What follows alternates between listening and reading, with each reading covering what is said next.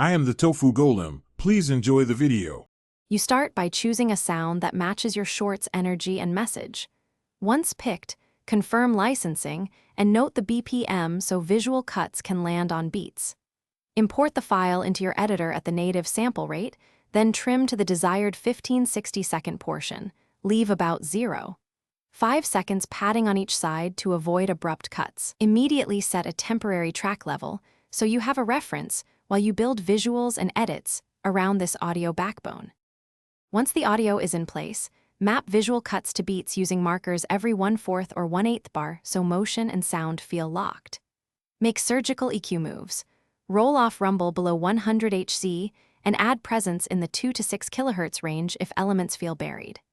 Use volume automation or sidechain ducking when dialogue or SFX must be clearer.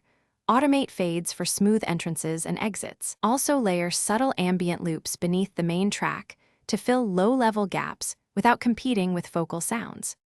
You finish by exporting with platform-friendly settings, 256-320 kbps AAC or 48K HZWAV when available, and normalize peaks below clipping. Add captions and metadata, and include a small 3-5 second sound lead-in if the platform supports it. This prevents abrupt starts. Upload and preview on device to confirm sync and loudness. If you encounter clipping, sudden volume jumps, or copyright flags, immediately lower gain, apply a gentle limiter, or replace the track with a cleared alternative to avoid takedowns. Thanks for watching. Consider subscribing if we helped you today.